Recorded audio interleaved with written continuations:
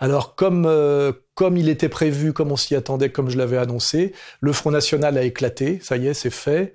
Et étrangement d'ailleurs, c'est Marine qui a, on va dire, liquidé Philippot. Je dis étrangement parce qu'en réalité, la ligne Marine, c'était la ligne Philippot depuis au moins 3 ans, puisque, comme je l'avais déjà dit dans Rivarol, Marine n'était pas au-dessus, on va dire, des tendances du front en équilibrant gauche du travail, c'est-à-dire Philippot et droite des valeurs, par exemple Gollnisch. Elle avait tout mis sur Philippot, en laissant complètement à l'abandon la droite des valeurs, en n'allant pas à la manif pour tous, et en laissant une fronde de droitière, effectivement, se monter contre elle, avec notamment le rôle joué de l'extérieur par Ménard, aussi par Collard, qui, je le rappelle, est pas au front.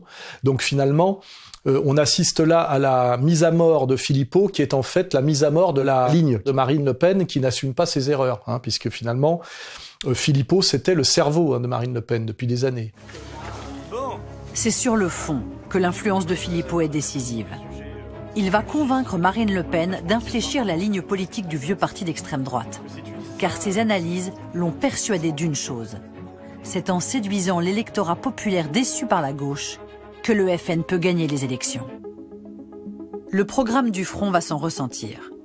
Défense du service public et des retraites, relèvement du SMIC, tout est mis en œuvre pour séduire cet électorat populaire frappé par la crise.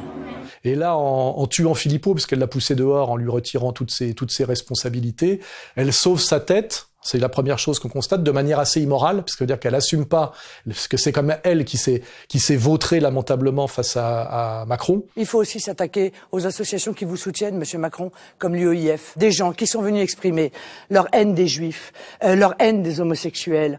Et on peut vraiment légitimement penser que Philippot aurait été bien meilleur face à Macron dans un tel débat. Comment se structure l'économie mondiale ? Je sais comment elle se structure dans votre tête, Monsieur Macron. La vie ne s'apprend pas dans les cours chez Rothschild ou dans les cours de bourse. Donc en fait, elle tue Philippot, qui était sa tête pensante choisie par elle pour ne pas, elle, être mis trop en difficulté. Il a choisi le positionnement un peu de victimisation, un habillage de victimisation, alors que j'ai le sentiment, si vous voulez, que le débat que j'ai voulu, de refondation du Front National, il avait du mal, manifestement, à l'intégrer. Et elle est bien évidemment applaudie par son compère Alliot. Monsieur Philippot voulait tout diriger, et j'allais dire, il a explosé en plein vol de ses propres contradictions. C'est un sectaire. La vérité, c'est ça, c'est un sectaire. Il fasse attention à son entourage. Moi, je ne suis pas soralien.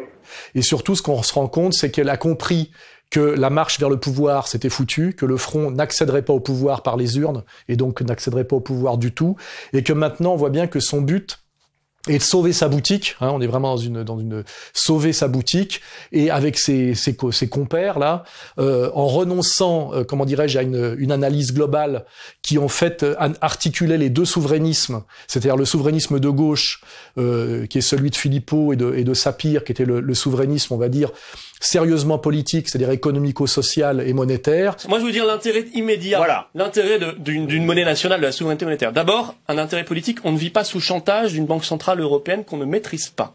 Moi, je n'accepte pas en démocratie de vivre sous le chantage d'une banque centrale de Francfort. Et le souverainisme de droite qu'on va appeler par euphémisme culturel, qui est en fait ethnico-racial. N'en déplaise à certains, la France est une terre aux racines chrétiennes, de droit romain et de philosophie grecque. Il fallait bien évidemment articuler les deux, en comprenant que pour arriver finalement à sauver le souverainisme, on va dire, culturel, c'est-à-dire la France chrétienne, il fallait d'abord reprendre le pouvoir par le souverainisme économico-social, c'est-à-dire le souverainisme monétaire. Quand on renonce à articuler correctement ces deux mamelles du souverainisme, on cesse d'être sérieux politiquement. Parce que même si le but, c'est de sauver la France éternelle, chrétienne, européenne et blanche, ça passe par la reprise du pouvoir politique, et notamment sur les frontières et la monnaie, donc par la sortie de l'Union européenne. Si la France, demain, prend une position, par exemple, je veux quitter Schengen, cette position déplaira à l'Union européenne. L'Union européenne a une arme de destruction massive en main qui s'appelle la Banque centrale de Francfort. Ouais, mais ça, on connaît tous. Non, je finis juste la phrase pour que tout le monde comprenne. Cette Banque centrale européenne, si elle n'est pas d'accord avec nous, elle peut nous couper le robinet du financement bancaire. Oui. parce que nous n'avons pas notre propre monnaie nationale. Et donc la France est sous chantage, et donc la France ne peut pas mettre en place la politique qu'elle souhaite. Marine a été incapable de faire comprendre ça aux Français, c'est sa responsabilité. De toute façon, il ne fallait rien lâcher là-dessus. Nous sommes résolument européens.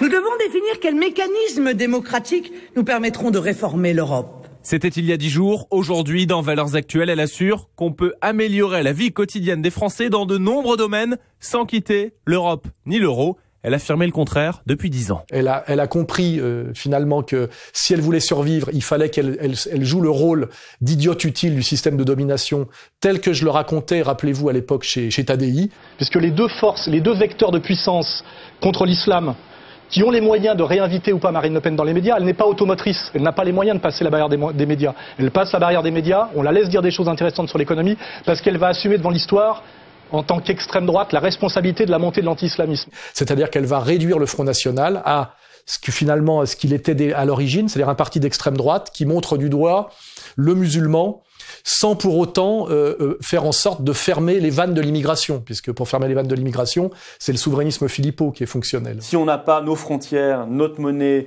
notre armée, nos lois souveraines, on mentira aux Français. On fera du Hollande, du Sarkozy, du Macron, on vendra des salades. Si on veut faire un constat de l'épopée Marine, c'est que finalement Marine avait renoncé à la doctrine par la dédiabolisation, on va venir sur ce que c'est que la dédiabolisation d'ailleurs, avait renoncé à la doctrine pour arriver au pouvoir, et au résultat, au final, il n'y a ni pouvoir, ni doctrine. C'est-à-dire qu'on est dans la dédiabolisation pour rien. C'est-à-dire que le Front National, finalement, s'est dissous dans la normalité, et on en est là aujourd'hui.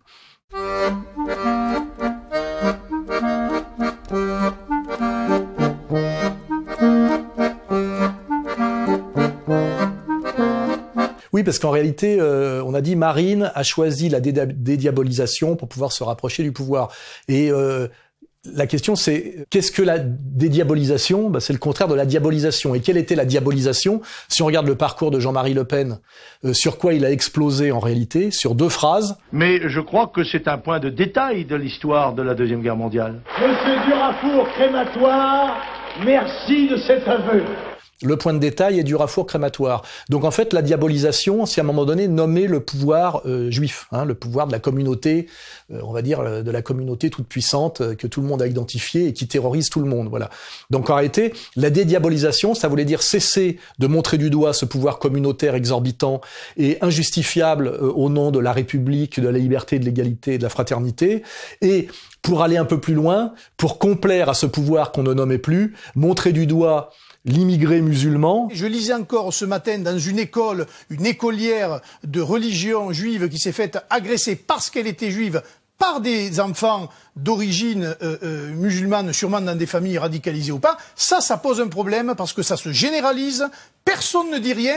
Alors que, en réalité, le pouvoir qu'on n'a plus le droit de nommer, laisse grande ouverte les vannes de l'immigration. Vous venez du Soudan ? Oui, je viens du Soudan. Et où dormez-vous ? Je dors dans un parc derrière. Et ça, qu'est-ce que c'est ? Ça, c'est pour nous laver et laver nos affaires. Donc au 21e siècle, on fait venir les gens, on laisse rentrer les gens, ils se lavent ici. Donc voilà la vie des Soudanais aujourd'hui à Paris. Puisqu'on en est là aujourd'hui, on montre du doigt le musulman, mais on ne renonce pas à l'immigration, et cette immigration est essentiellement musulmane. La dédiabolisation consistait bien à se soumettre en réalité au pouvoir dominant et à l'idéologie dominante actuelle. Est-ce que l'antisémitisme, ce n'est pas le lien entre les islamistes, l'islamisme et l'extrême droite ? Non mais, je sais pas, je ne suis pas d'extrême droite. Et par contre, de l'autre côté, le droit, au nom de la lutte contre l'islam radical, à un racisme de fait qui est le racisme, on va dire, anti-maghrébin, c'est-à-dire contre les Français de branche, qui effectivement, par ailleurs, peuvent poser certains problèmes. La quasi-intégralité des actes antisémites et des agressions dont sont victimes nos compatriotes juifs depuis maintenant des années sont le fait de fondamentalistes islamistes. Voilà. Et que là encore, il faut le dire, il faut le savoir et il faut agir parce qu'il n'est absolument pas imaginable que nos compatriotes juifs vivent avec la peur au ventre.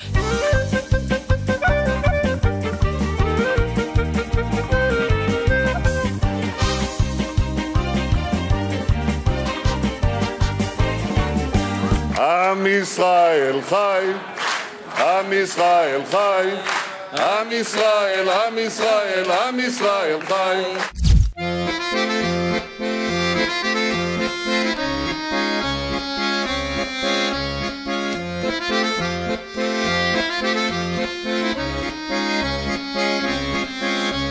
Alors quand on a fait ce constat que la dédiabolisation n'a servi à rien puisque ça n'a pas permis d'accéder au pouvoir et qu'en réalité ça fait un Front National qui n'a plus de doctrine, on verra en plus d'ailleurs qu'il n'a plus la main en termes de parti d'opposition puisque là on voit arriver, comme je l'avais aussi annoncé, Mélenchon, hein, on va revenir après.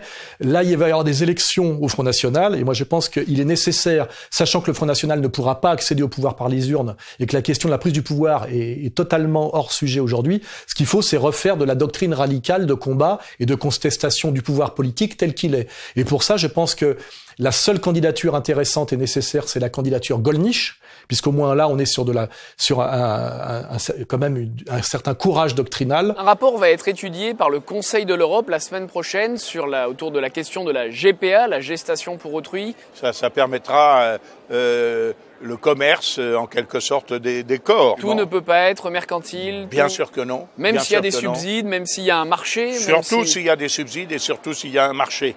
La loi du marché n'est pas au-dessus de la loi naturelle ni de la morale élémentaire.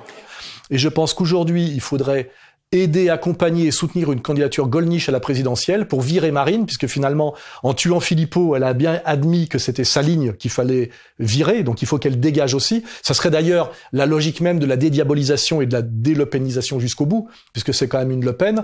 Et quand je me rappelle que Jean-Marie Le Pen est responsable finalement de la ligne Marine et de ce que ça a donné, cette ère Marine qui a viré son père, qui l'avait mis au pouvoir, là c'est le père Goriot, hein, et Marine qui finalement, en ralliant le pouvoir par la dédiabolisation, a servi d'idiote utile à l'élection de Macron, c'est-à-dire du candidat euro-mondialiste. Je pense que non seulement il faudrait qu'il y ait une candidature Gollnisch et qu'on la soutienne, mais que même Jean-Marie Le Pen lui-même, qui a été viré du front comme un malpropre, soutienne la candidature Gollnisch. Hein. Il lui doit bien ça, si on se rappelle comment s'est passé le congrès précédent.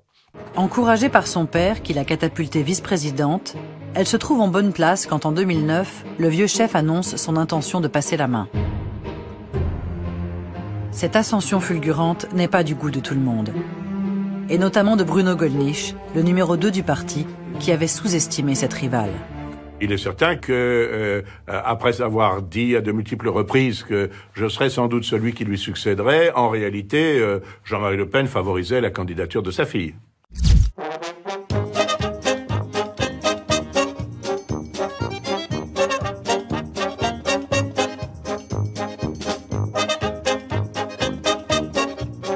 Une fois qu'on voit que Marine a servi à ce à quoi le système voulait qu'elle serve, c'est-à-dire qu'elle a été un peu flattée, on lui a fait croire qu'elle pouvait peut-être accéder au pouvoir, en conséquence de quoi elle a fait la liquidation, elle a viré son père et tous les gens qui étaient, on va dire, des doctrinaux durs et sérieux du front. Finalement, elle a fait élire Macron dans un fauteuil en donnant l'illusion d'un plébiscite, ce qui n'était pas le cas. Et maintenant qu'elle ne sert plus à rien, hein, tout le système se rabat sur Mélenchon pour déclarer jour après jour que Mélenchon est bien l'opposant aujourd'hui, on va dire, au pouvoir Macron. Jean-Luc Mélenchon voulait rassembler autour de sa seule France Insoumise. Il a en partie réussi son pari. Pierre Laurent est passé rapidement, pris par d'autres obligations. Benoît Hamon, lui, s'est inséré dans le carré de tête. Au-delà des ordonnances et de la réforme du Code du travail, celui qui se dit premier opposant à Emmanuel Macron pense déjà à l'étape suivante. Comme par exemple déferler à 1 million sur les Champs-Élysées. Et donc, on voit bien que Marine, qui avait réussi à capter sur ma ligne et sur celle de Philippot les jeunes et les ouvriers, puisque je rappelle que le Front National était devenu le premier parti des jeunes et des ouvriers, qui ne sont pas motivés par le racisme anti-arabe, mais plutôt par la question sociale et de l'emploi, il faut le rappeler. Il y a que les identitaires du Front National qui sont persuadés que, comment dirais-je, ce qui est gagnant en politique, c'est l'anti-islamisme. En réalité, les statistiques prouvent que non. C'est relativement important, mais ce n'est pas gagnant. C'est quand même la question sociale et la question du chômage qui est quand même qui prime. Hein. Donc aujourd'hui, le système médiatique tout puissant et sous le contrôle de qui on sait est en train de faire de Mélenchon le successeur de Marine comme premier opposant au système. Dans la tête de M. Macron, l'entreprise c'est la finance. Moi, dans l'entreprise, je mets pas le financier et le commercial à la tête. je mets le producteur, l'ingénieur, le salarié de la production, le créateur. Il y a deux visions du développement de l'entreprise. Pour moi, une entreprise, c'est un collectif humain. Tout ce qui brise le collectif humain est mauvais pour la boîte et pour la production. Tout le monde sait ça. Et on rappelle bien effectivement que Mélenchon n'a aucun lien historique avec la classe ouvrière. C'est un trotskiste dès le départ. Et avant, vous avez été trotskiste avant? Oui, je suis fier de ce que j'ai fait. Qui a rallié Mitterrand. Vraiment, je l'aimais beaucoup et je demeure fidèle à sa mémoire.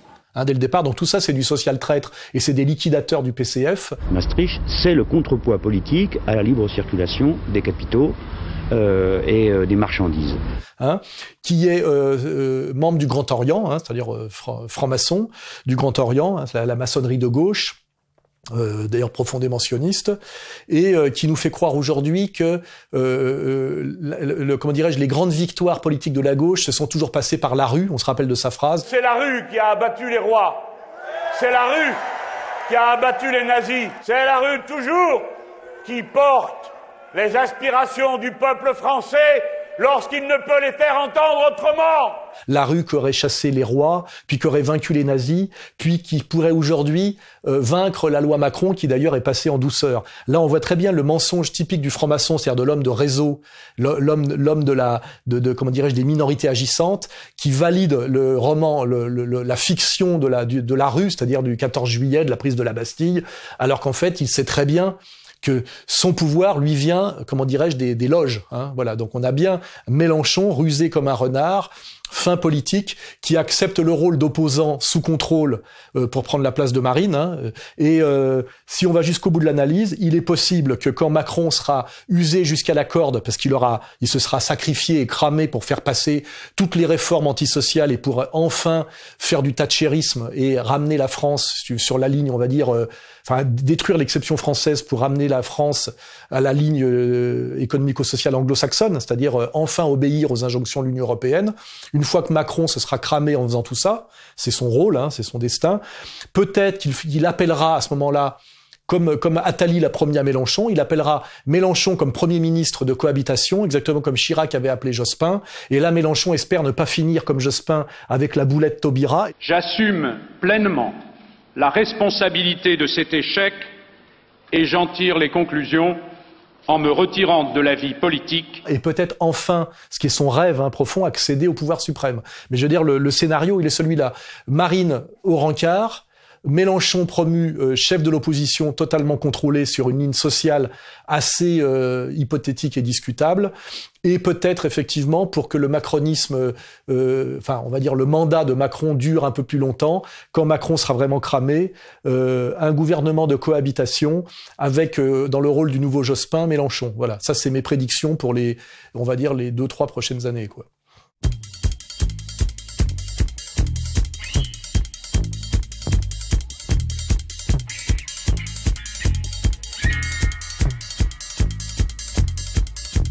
Oui, alors on voit bien aujourd'hui que Macron s'est fait élire sur une ligne, on va dire, de néolibérale thatchérienne, alors que la majorité du peuple français aspire au souverainisme. Mais il y a, pour des raisons d'histoire politique française, deux souverainismes, on va dire, qu'on n'arrive pas à articuler, et que le système a bien fait en sorte qu'on ne puisse pas articuler.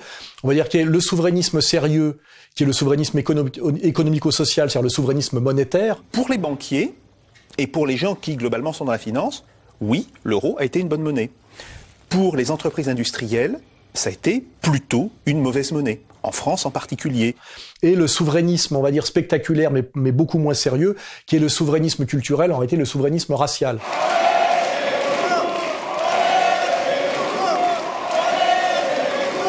Alors ce qui est étrange, c'est que contrairement aux droits de l'homme et ce qui devrait être, le souverainisme racial est systématiquement encouragé. Il ne faut pas avoir peur de se faire traiter d'islamophobe. L'islam et l'islamisme, c'est exactement la même chose. Sur l'islam, bien sûr que ça pose un problème. Ça pose un problème. De quoi vous croyez que les gens vous parlent? Vous croyez qu'ils vous parlent de la sortie de l'euro? Alors que de l'autre côté, les souverainistes monétaires, qui normalement devraient être validés par le système des droits de l'homme, puisqu'ils sont pas dans leur racialisme, si je pense à Sapir ou à Polony, qui essayent de faire du souverainisme sérieux, sont systématiquement sanctionnés. Sapir vient de perdre son blog, je crois, on lui a fermé son blog.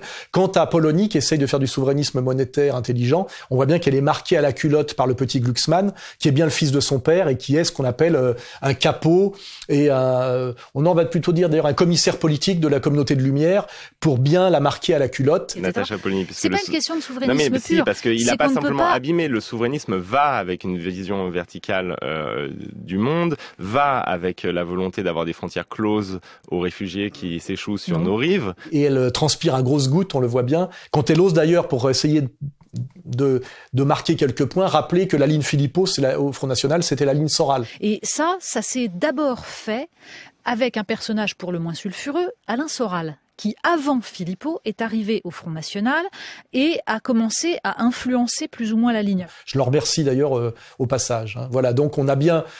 si on ne parle pas du souverainisme mélenchonien, qui est un souverainisme Grand Orient, qui est très hypothétique, on a bien ces deux souverainismes aujourd'hui qu'on a bien séparés. Le souverainisme sérieux monétaire qui est finalement mis sous le boisseau et persécuté, et par contre survalorisé le souverainisme, on va dire... racial, parce qu'il faut dire comme ça, au nom de la lutte contre l'islam radical. Et c'est bien ça qu'il faut comprendre si on veut faire une synthèse. C'est-à-dire que on empêche l'union sacrée des souverainismes, on favorise le souverainisme spectaculaire, mais en réalité inefficace et inefficient, et on persécute le souverainisme sérieux qui permettrait tous les autres.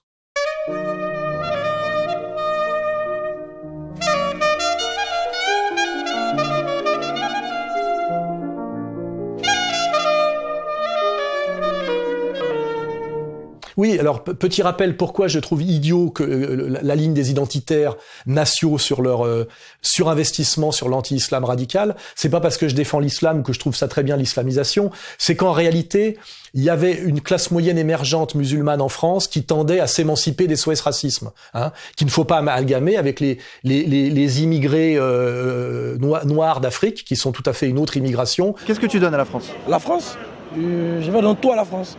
Quoi? Tout. Je peux donner tout, je peux donner les enfants, les petits-enfants. Ou même les Érythréens, les Soudanais qui arrivent actuellement, qui ne sont pas des gens issus de, comment dirais-je, de nos anciens protectorats marocains, tunisiens, ou de notre ancienne colonie algérienne. J'avais fait un gros travail qui s'appelait la droite des valeurs pour ramener au nationalisme français les musulmans accédant à la classe moyenne, il y en a plein, les amener au nationalisme et à s'émanciper des SOS racisme. Parce que je crois que sans les SOS racisme, le racisme aurait disparu depuis déjà les années 85.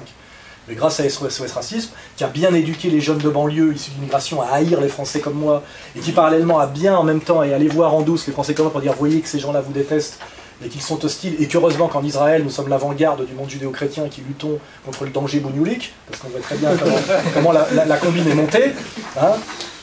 Je pense que cette période où ces gens-là pouvaient nous prendre pour des imbéciles est un peu révolue. Et malheureusement, les nations, on va dire, identitaires durs, comme notamment Conversano... C'est racial.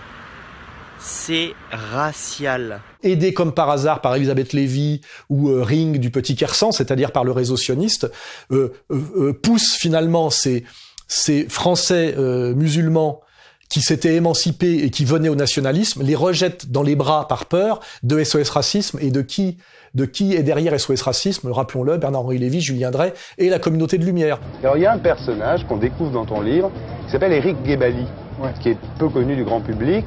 Tu dis carrément que c'est un agent d'influence d'Israël. Tu dis qu'il utilise l'Union des étudiants juifs de France contre les beurs. On les regroupe, on les invite à des colloques, à des talk-shows, etc., dans des ambiances pas possibles, à la Sorbonne, etc. Et puis à la tribune, on met 6 mecs de l'UEJF. L'UEJF, rappelons-le, enfin, et en particulier Éric Guébali, se proclame sioniste.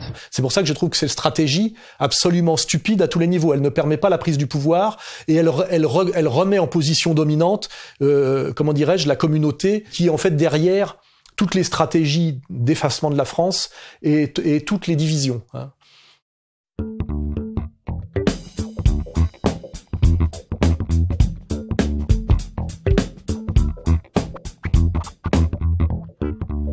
Oui, une des conséquences, effectivement, de cette incapacité d'alliance des souverainismes, et cette lassitude du peuple français de voir qu'il n'y a pas d'union sacrée. Et je rappelle que cette union sacrée des souverainistes est refusée bien plus par Mélenchon et sa clique que même par le Front National. Par exemple, sur la loi travail. Là, on était d'accord sur l'analyse. Moi, je pense que la politique moderne, consisterait à ce qu'on puisse travailler ensemble, ponctuellement, sur un sujet, pendant 1 ou 2 mois, par exemple pour faire échec à cette loi travail. Ah non, c'est un fasciste.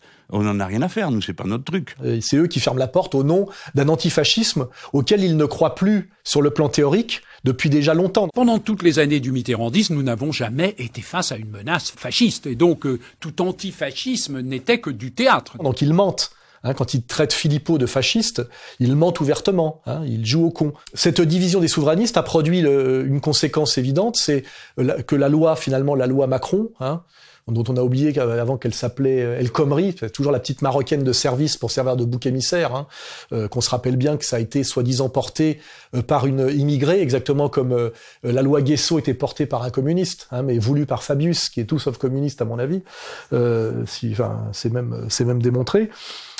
Résultat des courses, la rue a très peu bougé et la loi Macron est passée. Et ça, c'est la résultante de cette division. Accompagné de la ministre du Travail et du porte-parole du gouvernement, Emmanuel Macron signe les 5 ordonnances sur le droit du travail. Jamais une réforme d'une telle ampleur n'a été faite depuis le début de la Ve République. Et jamais, a fortiori, une telle réforme n'a été faite en si peu de mois.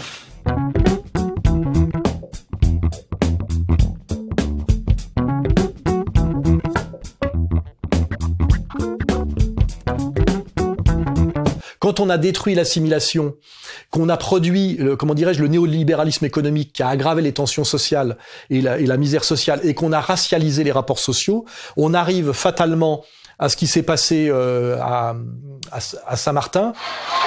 Dans les rues de Saint-Martin, on ne compte plus les scènes de pillage, en plein jour et en toute impunité. D'autres cherchent de la nourriture, de l'eau. Dans ce supermarché, les uns vident les rayons, pendant que d'autres chargent leurs voitures garées juste devant. On se fait piller des coups de feu tous les soirs, donc on a vraiment peur pour ça. Moi j'ai ma petite fille de 8 ans qui est là, on entend des coups de feu. Je sais pas si vous vous rendez compte, et les gamins ils arrivent, ils ont des guns, ils ont dévalisé une armurerie, vous savez. Donc on a peur, c'est du grand n'importe quoi, on se croirait c'est la 3e guerre mondiale quoi. On a vu quoi? Des noirs pauvres piller des riches blancs ou des blancs moins pauvres, c'est-à-dire aucune solidarité, au contraire du pillage, de la violation et de la prédation. J'ai des enfants avec moi, on n'a pas eu de nourriture, on n'a rien eu, on a eu un gendarme, je suis allé le voir le lendemain du cyclone, je lui ai dit ça part en sucette, donnez-moi une arme, quelque chose, il m'a dit prends tout ce que t'as, si on vient de piller, tu te débrouilles, je dis je me débrouille comment? Sauve ta vie. Si tu dois tuer, tu tues. Et on peut même plus traverser la rue, même en plein jour. Ils dévastent tout en plein jour sous le nez des gendarmes. C'est ça la solidarité dont on nous parlait. Et qui vient nous aider à déblayer les rues? Il n'y a personne dans les rues. Il n'y a pas la collectivité. Il n'y a personne dans les rues. Cette situation qui s'est passée à Saint-Martin peut très bien se passer partout en France demain entre les banlieues et les centres-villes à la faveur d'un chaos climatique ou d'un chaos d'un autre ordre.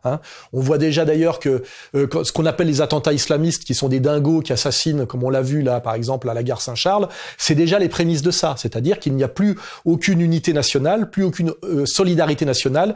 Il y a une racialisation perverse des rapports sociaux, un effondrement de l'État-providence, une destruction de l'assimilation, une culpabilisation permanente du français réduit à la collaboration, au racisme et à l'antisémitisme. C'est bien la France qui organisa la rafle, puis la déportation. Et cette culture de la repentance, là je dois dire aussi, au risque de choquer, personnellement j'en suis saturé. On est dans l'ethnomasochisme et donc la France est profondément en danger. Elle a été complètement disloquée et désunie, et je le dis, disloquée et désunie toujours par les mêmes. Il faut bien voir ce qui est moteur et qui a organisé tout ça. Là, on voit bien que cette stratégie qu'on peut appeler la stratégie Soros a été mise en place en France dès le regroupement familial par les mêmes et pour les mêmes.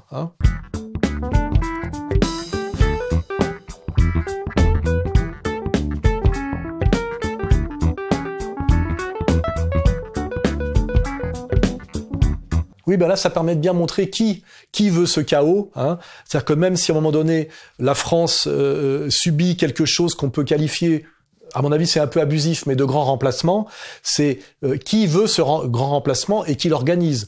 J'avais déjà dit dans d'autres vidéos que par chance la France était un désert au niveau des campagnes et qu'on pourrait un jour, quand les villes seraient invivables à cause justement de ce chaos ethnico-social organisé, qu'on pourrait se replier dans les déserts des campagnes françaises. C'est pour ça d'ailleurs qu'en ce moment on est en train de s'installer en partie à la campagne, d'essayer aussi de se mettre à ce qu'on appelle la permaculture, d'acheter une ferme, comme ça on se dit que si jamais ça se passe mal, on ira à la campagne, parce qu'il faut bien savoir que même en cas de conflit généralisé, quand on est en plein milieu de la campagne avec une autosuffisance alimentaire, loin des trains, loin des villes, loin des autoroutes, loin des centrales nucléaires, et qu'on a des poules, des chèvres, un potager, on peut finalement regarder la fin du monde tranquillement, sans trop la subir.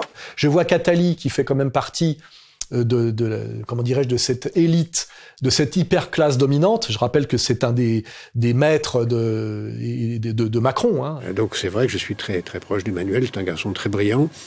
J'ai eu le privilège dans ma vie d'être en situation de mettre le pied à l'étrier à pas mal de jeunes.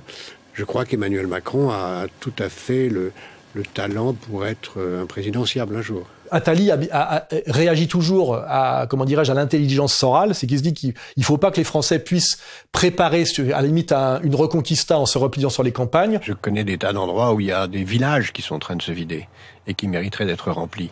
Les villages retrouveraient une vie si on y recevait les réfugiés. Et si on mettait des réfugiés là, qui recréeraient à la fois une vie sociale, ils créeraient leur emploi et des emplois pour les autres. Il est bien là pour dire qu'il faut remplir les campagnes désertées où il n'y a plus que des vieux Français en fin de cycle. Il faut bien remplir ces campagnes d'Érythréens et de Soudanais faméliques qui n'ont rien à voir avec notre ancien empire colonial, qui sont d'ailleurs pas spécialement musulmans, mais par contre qui sont des Noirs d'Afrique, qui viennent de zones de guerre, qui sont des mâles de 20 ans, qui ne sont pas là pour travailler et qui sont, comme dis-je, une bombe à retardement qui sans doute à un moment donné sera activée, comme elle va bientôt s'activer d'ailleurs, porte de la Chapelle, dans le 18e arrondissement. Hein, voilà. Donc prenons bien conscience à chaque fois, je le dis aux identitaires, hein, de qui veut ce chaos et qui agit pour ce chaos, qui à la fois montre du doigt le danger islamique et en même temps favorise l'immigration de gens qui sont de fait musulmans ou de toute façon qui ne sont pas des blancs d'Europe continentale par tous les moyens, hein, voilà, c'est-à-dire qui sont les pompiers pyromanes, hein, et pourquoi le font-ils et quel est leur intérêt derrière? Eh ben, c'est diviser pour régner et garder un pouvoir totalement illégitime jusqu'au bout par tous les moyens, et notamment ce moyen aujourd'hui, on l'a bien compris, c'est le chaos généralisé, hein.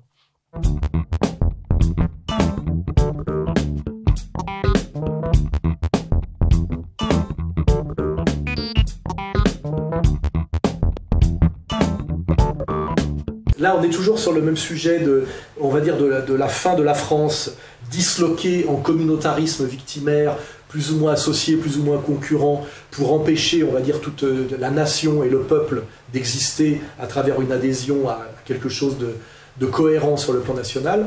On voit bien que la communauté toute puissante qu'on n'a pas le droit de nommer et qui nous terrorise aujourd'hui et qui terrorise toute la classe politico-médiatique, on le voit systématiquement, par l'entremise d'un de ses cadres qui est M. Jakubowicz de la LICRA. Avez-vous entendu un jour Marine Le Pen venir dire quoi que ce soit sur le premier vice-président de son père, lorsqu'elle vient parler du Veldiv, monsieur, lorsqu'elle vient parler du Veldiv et qu'elle vient nous expliquer qu'en réalité il n'y a pas de responsabilité de la France. On voit bien que, à la faveur effectivement de la loi sur la moralisation des politiques, et qui devait notamment montrer du doigt les politiques qui avaient tapé dans la caisse, cette partie-là avait été retoquée d'ailleurs, mais par contre, Jakubowicz se vantait d'avoir fait passer en première lecture, c'est-à-dire à l'Assemblée nationale, le fait de rendre inéligibles les gens qui auraient été condamnés pour antisémitisme et racisme. Donc entendez bien, pour insoumission à la communauté juive toute puissante, quant au racisme, effectivement non, puisqu'on peut lutter contre l'islam radical. Donc c'était bien, en fait, interdire à tous les candidats insoumis au pouvoir réel de la France, à ce pouvoir écrasant, de pouvoir même se présenter aux élections. Ce qui rendait la stratégie de Marine Le Pen complètement caduque, puisqu'effectivement, les élections sont faites pour qu'un opposant au système ne puisse jamais triompher par les urnes. Et c'est en cela que je remercie la République, car une fois le texte entré en application, la situation sera claire. À moins de se trahir, la voie des urnes nous sera définitivement fermée. Voilà 5 ans, je déchirais ma carte d'électeur en dénonçant l'imposture de cette démocratie. Les faits me donnent raison. Donc Alain Jakubowicz se réjouissait un peu vite d'avoir par ce tour de passe-passe réussi en fait à empêcher d'exister politiquement les vrais opposants à la domination politique qu'il incarne et qu'il représente intégralement. Mais il se trouve que, petit sursaut de dignité et d'honnêteté républicaine, le Conseil constitutionnel a retoqué cette loi. Le Conseil constitutionnel censure comme portant une atteinte disproportionnée à la liberté d'expression les dispositions de cet article prévoyant que l'inéligibilité est obligatoirement prononcée pour certains délits de presse punis d'une peine d'emprisonnement. Voilà. Alors je le dis, c'est retoqué pour un certain temps, car je connais bien les procédés du réseau que représente M. Jakubowicz. Ils reviendront à la charge systématiquement, et les gens qui se sont à l'intérieur du Conseil constitutionnel se sont opposés à la validation de cette loi, seront montrés du doigt, un peu diabolisés, un peu persécutés, jusqu'à ce que ça passe. La décision rendue par les sages est un recul inédit et incompréhensible de notre droit en matière de lutte contre la prolifération de la haine raciale et un cadeau aux extrémistes de tout poil. En effet, cette décision revient à dire, ni plus ni moins, que le racisme et l'antisémitisme ressortent de la liberté d'expression et ne sont donc pas des délits. Autant abroger les lois Pleven et Guesso. La LICRA demande au président de la République, au gouvernement et à la garde des Sceaux de prendre ce problème à bras-le-corps et de sortir au plus vite la législation antiraciste de la loi sur la presse pour la faire entrer enfin dans le régime général du Code pénal. Voilà. Mais il faut bien comprendre, et ça c'est un message que j'envoie aux dédiaboliseurs du Front National, que de toute façon, demain, la reprise du pouvoir ne passera pas par les urnes. Le système électoral majoritaire est fait structurellement pour qu'un opposant réel au pouvoir ne puisse jamais gagner par cette voie-là.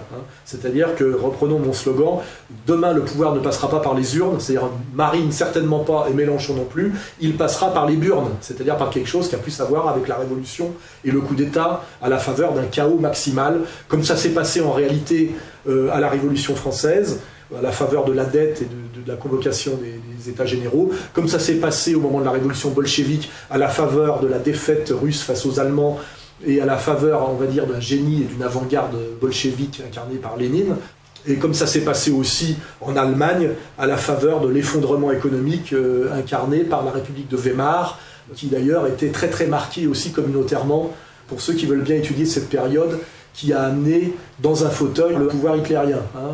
Ça, c'est une prise de pouvoir qui ne s'est pas faite uniquement par le hasard ou par la thèse qu'aimait beaucoup un de nos maîtres à tous qui a un peu disparu des médias, l'obèse Adler, qui était le nihilisme. Voilà.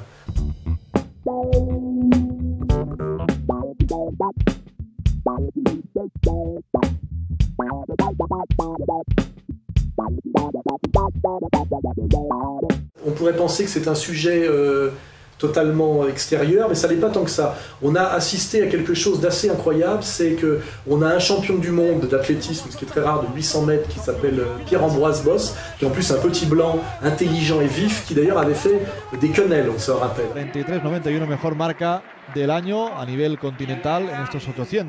Pablo. Ouais, automatiquement c'est la quenelle de 300. Hein. Il est champion du monde, on est très content. Et là, on découvre qu'il s'est fait agresser sur un parking la nuit. C'est sur ce parking que Pierre-Ambroise Bosse a été agressé. Dans la nuit de samedi à dimanche, vers 4h du matin, l'athlète est sollicité pour des photos. Il accepte. Puis monte dans son véhicule. C'est alors que d'autres supporters arrivent. Eux aussi veulent des clichés avec le champion. Il bloque sa voiture. Pierre-Ambroise Bosse descend. La situation s'envenime. Pierre-Ambroise Bosse reçoit des coups au visage et sur le corps.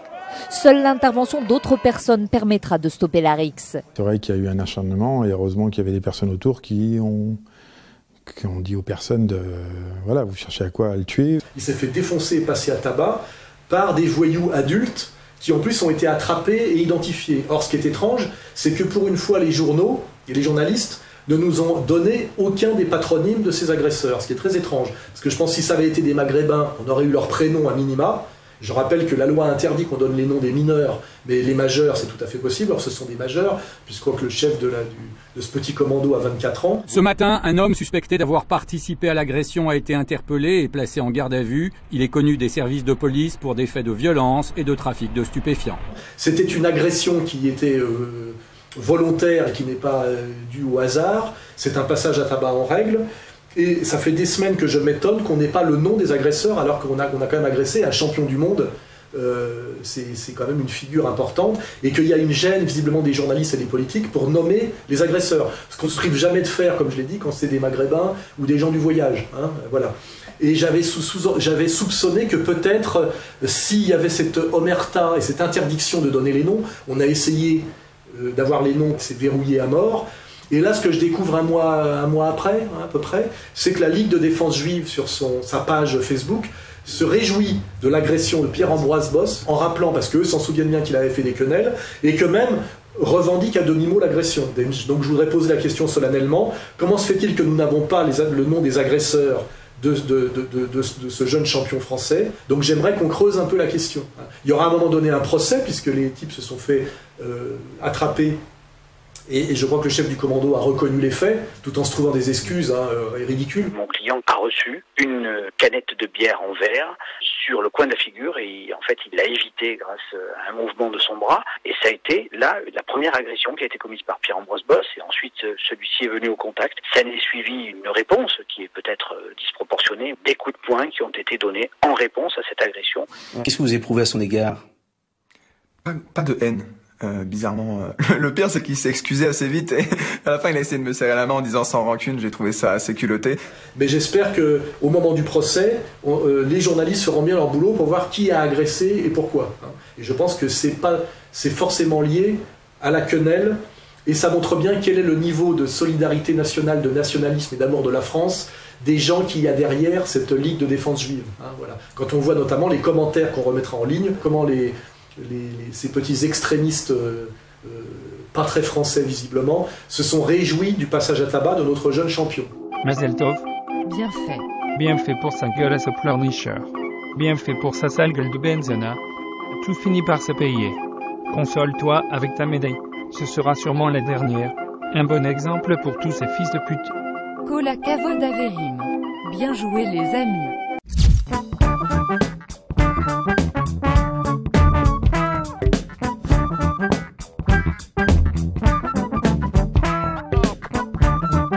Oui, alors quand je suis rentré de Corée du Nord et que tout à coup là, les réseaux sociaux sont remis à fonctionner, puisque ce qui est bien en Corée du Nord, c'est qu'il n'y a pas d'internet, pas de téléphone portable, on est coupé du monde et ça fait du bien. Et quand je suis arrivé à l'aéroport de Pékin, la première info que j'ai eue, c'est que Pierre Berger était mort. J'y ai vu un signe quelque part. Hein. Donc bien évidemment, je me suis réjoui de la mort de Pierre Berger, hein, on ne va pas tortiller bien sûr.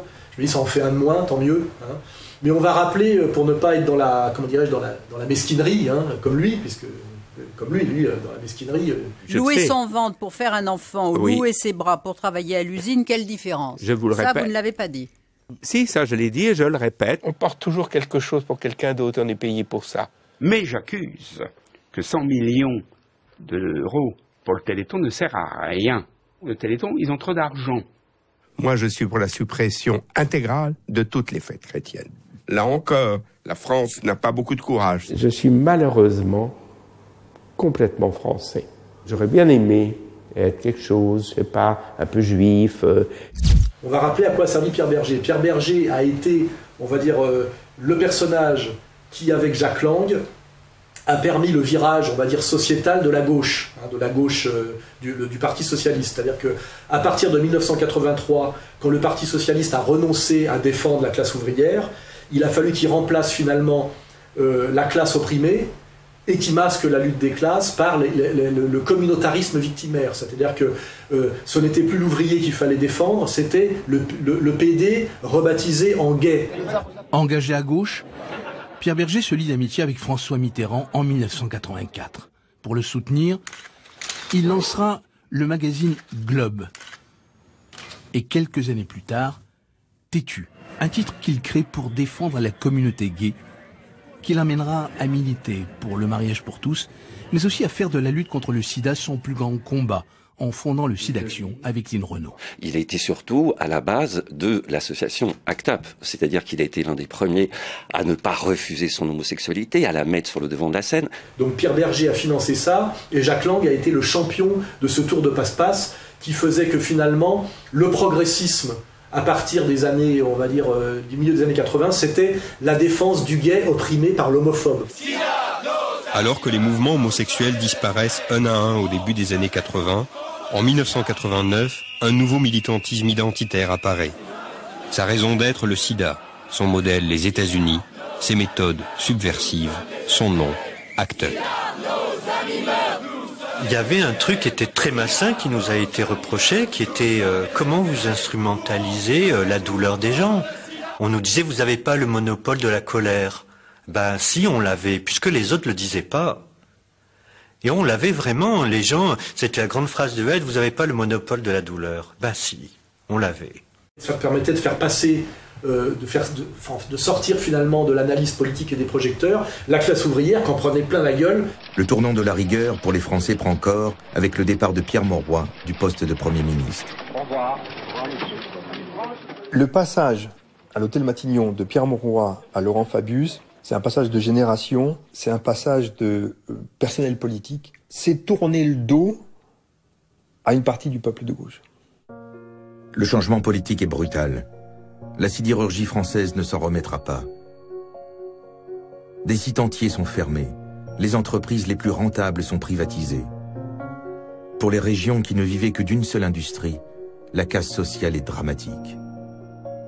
On peut mettre ça au crédit de Pierre Berger, c'est-à-dire que effectivement, il a fait du gay, indépendamment de sa pratique politique, ce qu'on appelle un enculé social, c'est-à-dire quelqu'un qui a accompagné la droitisation au sens économico-politique de la France. Hein, voilà. C'est-à-dire qu'il a pris en otage une pratique sexuelle qui n'avait pas de marque politique, parce que comme je le dis, la sodomie est une activité de loisir, c'est pas une activité productive, pour en faire, comment dirais-je, un critère de gauche, c'est-à-dire la sodomie devenait de gauche, et pour faire en fait masquer que la deuxième gauche devenait en fait une nouvelle droite, une autre droite, hein, ce qu'on appelle la gauche libérale libertaire. Et je montre qu'au contraire, ce sont les modèles culturels dont le capitalisme a besoin pour son nouveau marché, son énorme marché, marché de l'industrie du loisir, du plaisir, du divertissement, de la mode, des monopoles commerciaux sur le sexe, sur la drogue et sur le jeu. Alors là, il y a un fantastique marché permissif qui a besoin de gestes d'usage. Enculé. Donc effectivement, Pierre Berger était vraiment une ordure sociale, en plus d'être un sale type. Et je rappelle que c'est pas un hasard si à un moment donné, il a fait interdire par décision de justice mon livre Dialogue désaccordé, excellent livre d'entretien avec cet intellectuel de gauche qui est Éric Nolot, et qu'il a bien fait, on va dire, de la communauté gay une communauté qui est une minorité agissante, qui fonctionne sur la fiction et le mensonge du communautarisme victimaire, et qui est bien modélisée sur ce qu'on appelle le communautarisme juif. C'est comme l'antisémitisme. L'homophobie, c'est là. C'est prégnant. C'est partout.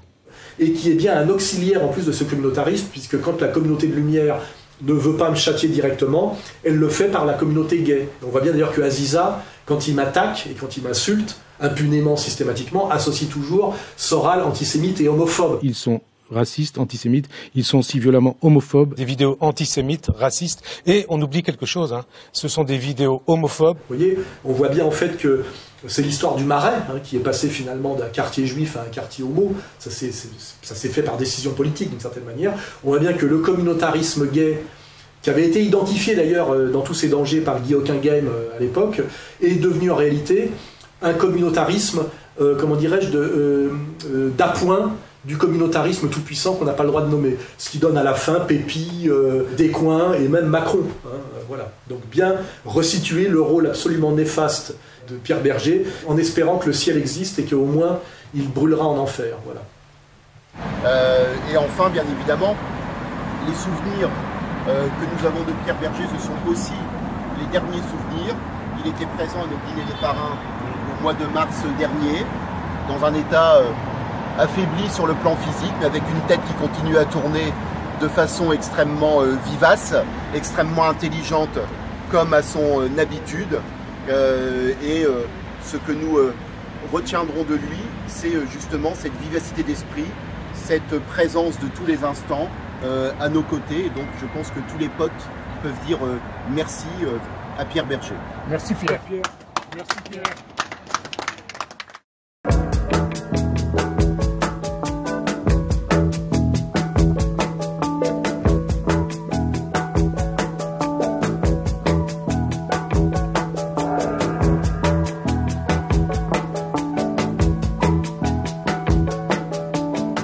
À la politique étrangère, on peut faire un parallèle entre le nouveau Front National sans Philippot, c'est-à-dire un Front National essentiellement souverainiste anti-islamique, et on fait le lien avec les élections allemandes. Nazis dehors, le racisme n'est pas une alternative, slogan scandé par des centaines de personnes hier soir à Berlin, place Alexander.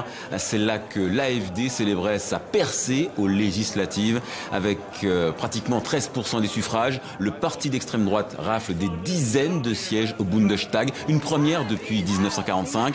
Là, tous les médias font semblant de se scandaliser que depuis, ça n'était pas arrivé depuis 1945, l'extrême droite, c'est-à-dire les néo-nazis, retournent au Bundestag. Je cite Sigmar Gabriel, ministre des Affaires étrangères et figure des sociodémocrates. Pour la première fois depuis 70 ans, des nazis vont s'exprimer au Reichstag. Alors, ce que je fais remarquer, c'est que cette extrême droite qui vient effectivement d'obtenir un beau pourcentage aux élections allemandes est dirigée par une femme lesbienne. Le parcours de cette banquière de 38 ans, ancienne de Goldman Sachs, étonne. Elle vit en couple avec une femme d'origine sri-lankaise, une vie privée qui semble aux antipodes de certaines positions de son parti. Et qui évidemment rejoint toutes ces extrêmes droites, soi-disant triomphantes, européennes, qui sont une extrême droite anti-musulmane et sioniste. Zu jüdischem Leben in Deutschland bekannt haben und es gibt in der jüdischen Bevölkerung massive Sorgen, die auch unsere Sorgen sind. Die massive Migration aus dem muslimischen Kulturkreis betreffend. Ja, natürlich ist das Existenzrecht Israels für uns ein ganz wichtiger Punkt und natürlich stehen wir auch an der Seite Israels. Da haben Sie völlig recht. Je me permets de ricaner sur ce danger nazi, n'est-ce pas, qui à mon avis est plutôt une mainmise du sionisme international sur la colère populaire allemande, pour la détourner complètement. Et je fais remarquer, à l'appui de cette thèse, que la leader de ce mouvement, on va dire souverainiste allemand, vient de démissionner, elle. Faux départ pour l'AfD en Allemagne. Avant même de commencer à siéger au Bundestag, le parti d'extrême droite se déchire.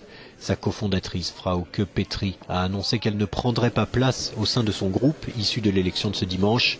Les dissensions internes couvaient depuis un certain temps dans ce parti. Déjà marginalisée depuis un congrès du parti en avril, elle s'en est pris à la radicalisation de l'AfD, qui ces dernières semaines a multiplié les attaques violentes sur les migrants et les musulmans. Voilà, parce que sans doute elle n'accompagne pas tout à fait cette nouvelle ligne. Et on est bien, si on veut faire un constat général, à la validation d'un souverainisme racial en Europe actuellement, à condition qu'il soit anti-musulman et sioniste. I mean, if you really want to know the truth is that the anti-Semitism in Germany today is not on the right side, very little on the right side, and very strongly on the left side, on the left and the radical left. So, from the Jewish perspective, from the person on the street, the man and woman on the street, the normal Jew, I mean, they have no problem with AfD, because what is AfD? AfD stands, from their perspective, against bringing Muslims, whatever it is, to the country. So what is the AfD's stance on Israel? The AfD stance on Israel is the stronger Israel deals with its enemies, the AfD is more pro-Israel, from that perspective. They like it. They like the conservative. They like Netanyahu. Interesting. They like the conservative Jews.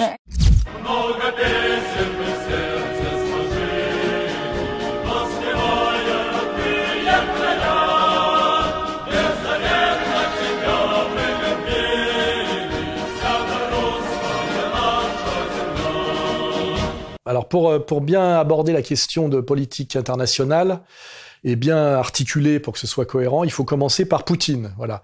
Il y a une chose déterminante, c'est que Poutine, après avoir joué longtemps un double jeu, a été déclaré d'abord le traître au mondialisme, c'est-à-dire c'est une première étape. Là, on est un peu sur la question il a essayé de reconstituer la Grande Russie, ce qui lui a été reproché. Et puis là, on voit qu'après avoir joué un double jeu, il vient de niquer définitivement Netanyahou, c'est-à-dire que il se proposait à la fois comme protecteur et ami d'Israël, tout en défendant ses intérêts en Syrie, puisque je rappelle que la Syrie est le débouché sur la Méditerranée de la marine russe. Et là, il vient de faire comprendre aux Israéliens qu'il avait définitivement opté pour pour le camp syro-iranien. La menace iranienne au menu d'une entrevue entre Benyamin Netanyahou et Vladimir Poutine à Sotchi, en Russie, aujourd'hui. Le Premier ministre israélien l'assure, l'Iran se rapproche dangereusement de ses frontières compte tenu de son rôle croissant en Syrie. Le chef du Mossad accompagne le Premier ministre israélien. Il est venu présenter des renseignements top secrets. L'Iran est déjà placé pour prendre le contrôle de l'Irak, du Yémen et dans une large mesure contrôle déjà plus ou moins le Liban. Je souhaite exprimer ma satisfaction quant au développement des relations entre la Russie et Israël. Mais le Premier ministre ne se fait pas trop d'illusions. Vladimir Poutine est attentif aux craintes israéliennes tant que celles-ci ne nuisent pas aux intérêts de Moscou. Les mondialistes, on va dire, qu'on pouvait appeler aussi dans le temps les impérialistes américano-sionistes, ont compris que Poutine définitivement avait choisi le camp d'en face, c'est-à-dire le camp de la multipolarité, le camp de la Syrie, le camp de l'Iran, le camp des BRICS, le camp du club de Shanghai, c'est-à-dire un camp dans lequel d'ailleurs il y a quand même relativement alliés la Russie et la Chine. As of January, Russia, the world's second largest oil exporter, has agreed to price oil in yuan and to accept yuan for payments. The Chinese are lubricating this process with a futures contract for future oil priced in yuan backed by gold.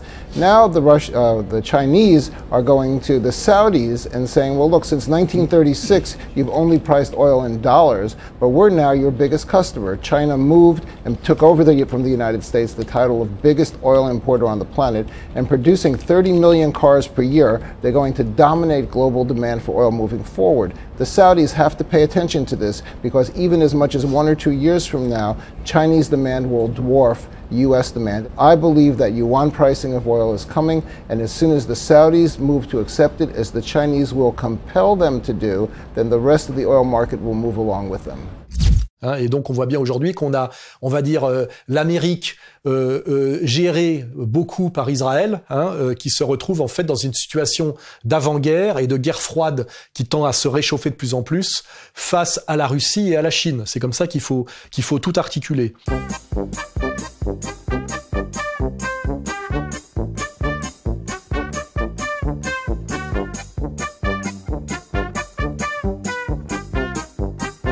Il faut bien comprendre l'irrédentisme kurde comme une continuation sous une autre forme de l'opération de Daesh.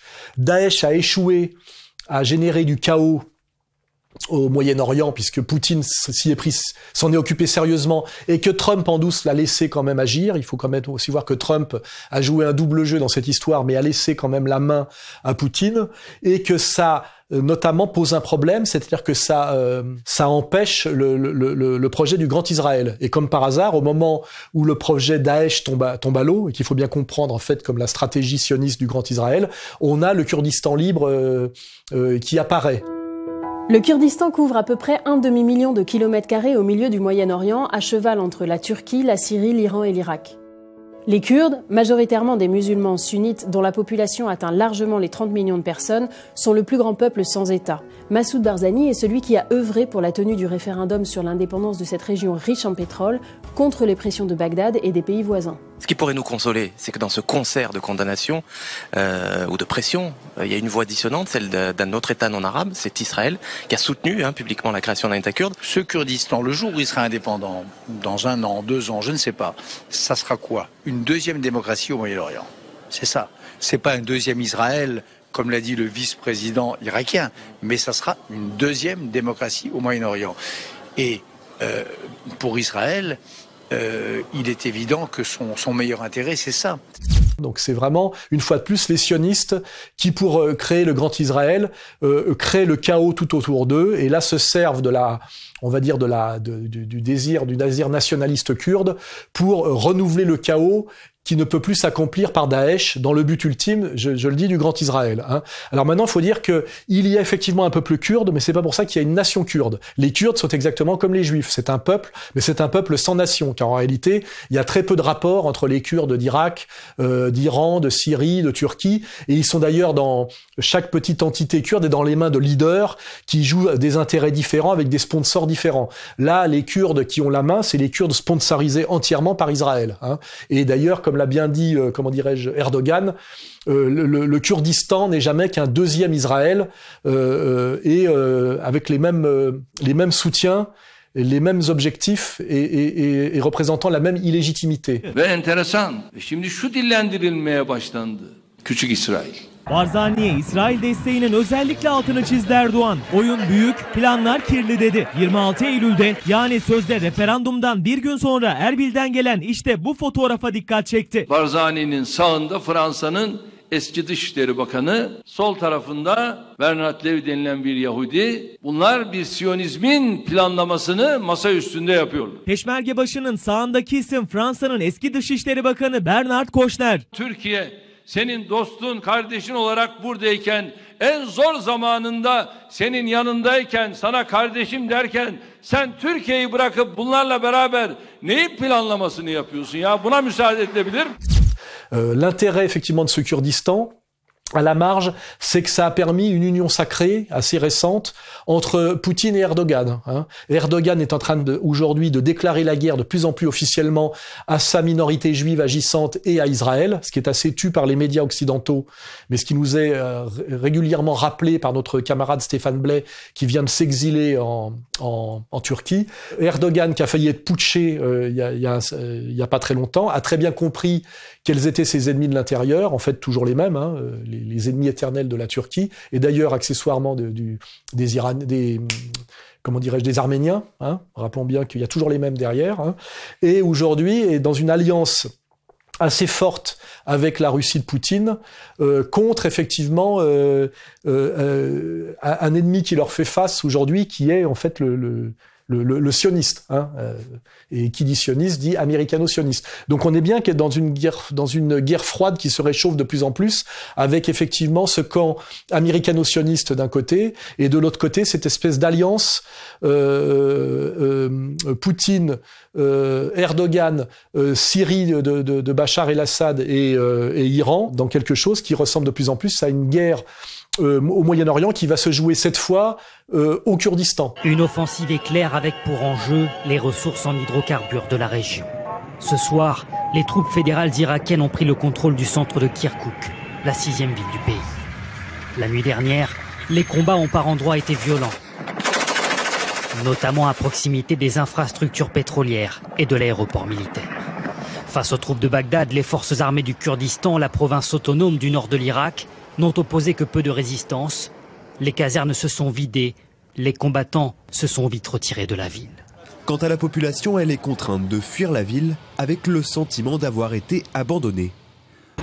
Nous sommes tristes parce que nous partons et parce que nous avons été trahis. Oui, mon frère, les dirigeants kurdes nous ont trahis. C'est-à-dire que les Kurdes, après avoir été bien manipulés, seront une fois de plus les dindons de la farce génocidés, parce qu'effectivement, après avoir été utilisés par les sionistes, ils seront forcément lâchés, et ils seront effectivement les victimes dans leur chair, hein, c'est eux qui vont y passer, hein, parce que vont se jeter sur eux toutes les puissances qu'il y a autour. Hein. Voilà, c'est d'ailleurs annoncé, hein, annoncé par du boycott comment dirais-je, commercial, mais aussi déjà par des menaces guerrières. Hein. Bir tarafında İran, kuzeyinde Türkiye, güneyinde ülke Irak yönetimi, batısında Suriye. Ne yapacaksın? Nereye gideceksin? Nasıl çıkacaksın? Buyurun şimdi bütün sadece arkanda İsrail var. Donc c'est comme ça, à mon avis, qu'il faut voir la question du Kurdistan. Et je le dis aux Kurdes, ne vous réjouissez pas de cet État kurde qui va être très éphémère et qui va vous attirer les plus grands ennuis. Et une fois, je le répète, quand Bernard-Henri Lévy prend cause pour quelque chose, vous pouvez être sûr que c'est mauvais, qu'il faut choisir le camp d'en face. Hein, voilà. Un Kurdistan libre, un Kurdistan indépendant, Ce Kurdistan qui sont nos soldats sur le terrain pour buter Daesh. Ce Kurdistan indépendant, ça sera un pôle de stabilité. Ça sera un élément dans l'ordre international qui doit naître sur les décombres de la géopolitique actuelle.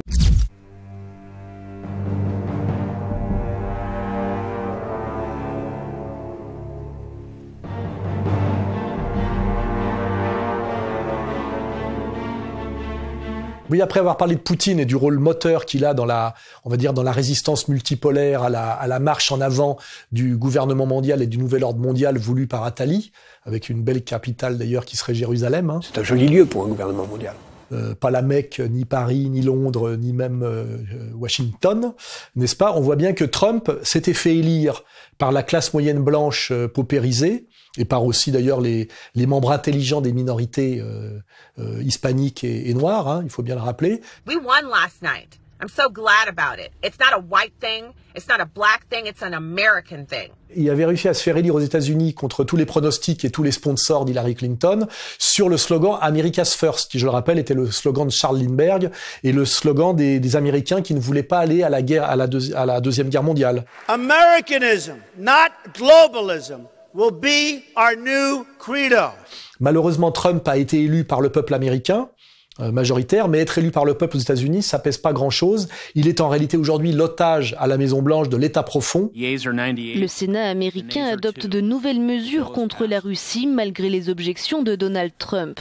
Le texte, voté ce jeudi, sanctionne l'ingérence supposée de Moscou dans la campagne présidentielle américaine, mais vise aussi la Corée du Nord et l'Iran. Si Donald Trump venait bloquer ce texte, le Congrès pourrait passer outre son opposition en le votant à nouveau à une majorité des 2/3. Cette fois, les parlementaires ont aussi prévu un mécanisme pour s'arroger le droit de s'interposer si jamais le président américain décidait de suspendre les sanctions prononcées contre Moscou. Donc on a bien ce pauvre Trump obligé, malgré lui, je dirais, de faire la guerre à la Russie et à la Chine de plus en plus. Et en fait, qui veut cette guerre? C'est l'État profond américain. Et de quoi est fait l'État profond américain? Il est fait de deux lobbies complémentaires et associés tout-puissants, qui sont le lobby militaro-industriel, hein, le lobby de la guerre et de l'armée, et le lobby, on va dire, financier et bancaire. Hein. Et on voit bien que ces deux lobbies sont deux lobbies qui se soutiennent mutuellement.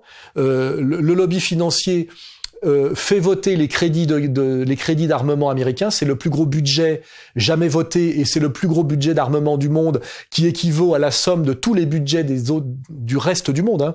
The Senate passed a monster defense bill that goes beyond even what the Trump administration had requested. The Senate's version of the 2018 National Defense Authorization Act totals about $700 billion. Now, the 1,200-page bill sets aside about $640 billion for basic Pentagon operations, which is $37 billion more than Trump requested. It also adds another $60 billion for a special war account for overseas operations in places like Iraq, Syria, and Afghanistan. Et qu'on a un tel budget militaire, c'est pas pour de la sécurité intérieure, hein. C'est pour effectivement botter le cul à qui? À tous les pays qui ne veulent plus obéir à la fausse monnaie qu'est le dollar. Is there anything then that the US can do about this? Because it's not going to be happy that it's going to lose the petrodollar. So how would you expect it to fight back? They will start a war. You know, maybe they'll start a war between Japan and China. You know, maybe they'll start a war with North Korea. You know, America will do anything to keep the U.S. dollar as world reserve currency. They will invade a country like Afghanistan. They'll stop at nothing because this is the basis of the U.S. empire. It's not land-based. It's not based on material goods. It's based on rent-seeking. It's based on lending dollars, getting that income, and then when countries can't pay, they dismantle the assets and take them over. We saw in Latin America, South America. This is how America built its empire. Cet état profond, c'est effectivement les deux lobbies du chaos, le lobby du faux dollar et le lobby de la violence guerrière. Le faux dollar finançant la violence guerrière et la violence guerrière maintenant l'hégémonie du faux dollar par la violence. Et donc on voit bien aujourd'hui que l'état profond américain est la force de déstabilisation du monde, les seuls qui ont intérêt au chaos et à la guerre et à la Troisième Guerre mondiale, et tout ça est caché par les médias dominants mondiaux qui sont sous contrôle des mêmes. Hein. It's no secret that President Trump doesn't exactly like the media, but this week the president moved past his usual name-calling to actually asking why the government isn't investigating news organizations. Here's what he tweeted. Why isn't the Senate Intel Committee looking into the fake news networks in our country to see why so much of our news is just made up, fake? Donc le pauvre Trump, pour essayer de sauver un peu de politique intérieure, c'est-à-dire réindustrialisation et contrôle des immigrants et de la frontière, est obligé de sacrifier sa politique extérieure et de valider effectivement la politique extérieure de l'État profond, qui est le bellicisme on va dire impérial américain, dont sont victimes aussi le peuple américain en réalité par sa paupérisation, comment dirais-je, obsolescence de ses infrastructures, baisse du niveau de vie, montée des communautarismes violents. Voilà, il faut bien oublier que le peuple américain est victime aussi comment dirais-je, de cette logique impérialiste qui ne profite qu'à l'hyperclasse italienne, en dernière instance. Why would the president of the United States pay attention to that lobby? They are strong. Strong in what sense? They are controlling many things. Controlling what? Newspapers, medias, Your Majesty. Banks, finances, and I'm going to stop there. Oh, I'm a good old rebel, now that's just what I am. And for this Yankee nation, I do not give a damn. I'm glad I fought again, I only wish we'd won. I ain't asked any pardon for anything I've done. Oui, alors non seulement Trump se prend dans la gueule l'État profond, c'est-à-dire le lobby bancaire et le lobby militaro-industriel, mais il est aussi déstabilisé, on va dire, au niveau de son électorat. Alors c'est là où il faut comprendre les enjeux des émeutes de Charlottesville. Des dizaines de personnes blessées restent au sol. Une voiture bélier vient de les faucher.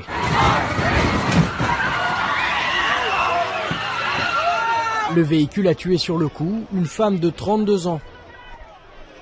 Un peu plus tôt, dans le centre de Charlottesville en Virginie, suprémacistes blancs, néo-nazis et membres du Ku Klux Klan manifestent. Ils protestent contre le déboulonnement d'une statue d'un général confédéré considéré comme un défenseur de l'esclavagisme durant la guerre de sécession. Très vite, des heurts éclatent avec des militants antiracistes. Ce sont ces contre-manifestants qui seront pris pour cible par la voiture bélier. Trump a été élu contre la volonté du système par, on va dire, l'Amérique profonde, l'Amérique blanche, c'est-à-dire ce qu'on a représenté par l'alt-right, c'est-à-dire par Fox News et par notamment Bannon. Avant de rejoindre Donald Trump, Steve Bannon a été directeur de Breitbart News, un site d'extrême droite qu'il a fondé et qu'il veut lancer en France. Voilà ce qu'on peut y lire. C'est un faux républicain et un juif rebelle. La contraception rend les femmes indésirables et folles. Accusé d'antisémitisme ou de misogynie, le nouveau stratège en chef de la Maison-Blanche inquiète. Le pouvoir américain qui est la côte Est, c'est-à-dire la finance et Wall Street, et la côte Ouest, c'est-à-dire Hollywood, c'est-à-dire le pognon et la propagande, a un peu oublié et sous-évalué la colère profonde du peuple américain qui était au milieu. Il suffit de voir l'élection de Trump pour voir que c'est, en résumé, l'Amérique blanche de l'Amérique productive et centrale, du redneck, qui a gagné malgré la propagande hollywoodienne financée par le faux dollar de la côte Est. Voilà. L'État profond se réagit et se venge en essayant de produire comme toujours du chaos et de la haine raciale, parce qu'il faut bien comprendre que l'antiracisme en réalité c'est de l'organisation de haine raciale comme ça a été mis en place en France par SOS Racistes, c'est-à-dire par Julien Drey, Bernard-Henri Lévy et les étudiants juifs de France. L'antiracisme c'est de la haine raciale travaillée, c'est-à-dire en montant les communautés les unes contre les autres. SOS Racisme, il s'agit de dénoncer le racisme. SOS Baleine, il s'agit de sauver les baleines. Et Baudrillard dit, mais cette ambiguïté peut-être révélatrice, peut-être qu'il y a des gens qui veulent sauver le racisme pour se donner le plaisir de haïr certains ennemis. Et à Charlottesville, c'est ce qui s'est passé. On a joué de l'histoire des États du Sud instrumentalisée avec une réduction grotesque à l'antiracisme binaire. Racist, go home. Racist, go home. Racist, go home.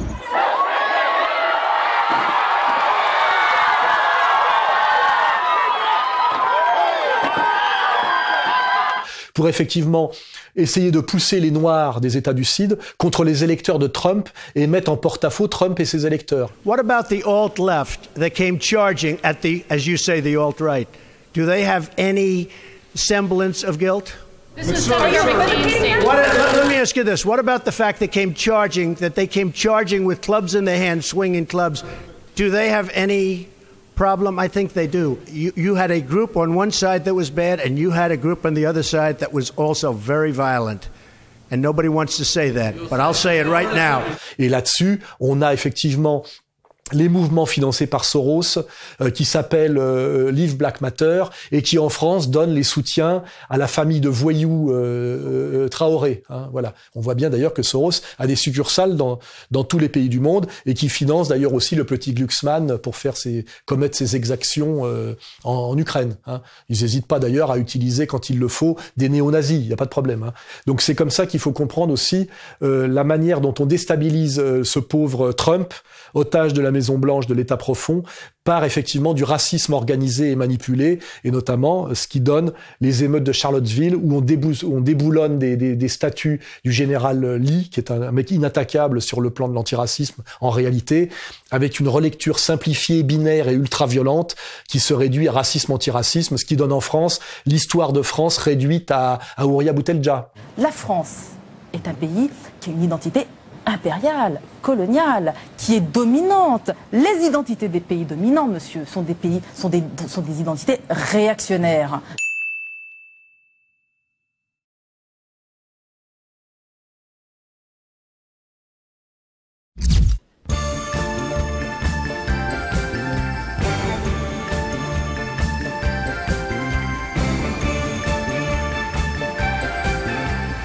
Il faut comprendre deux choses. C'est que la Corée du Nord, qui est un pays insoumis à la dette et un pays non aligné, s'il ne veut pas subir le sort de l'Irak et le sort de la Libye, hein, qui sont des mises à mort du régime et de leurs dirigeants, n'ont d'autre choix que le choix d'ailleurs qui avait été celui de De Gaulle dans les années 60, qui est le choix de la bombe atomique, c'est-à-dire de la dissuasion nucléaire, ce qu'on appelle la dissuasion du faible au fort. Il faut avoir des alliés, c'est vrai.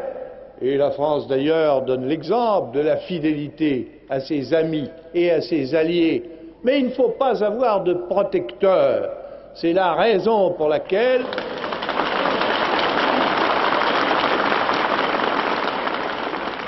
c'est l'autre raison pour laquelle la France, avec ses moyens et sans outrecuidance, a cru devoir entrer dans la voie qui lui procurera l'armement, il faut bien le dire, nécessaire pour être elle-même.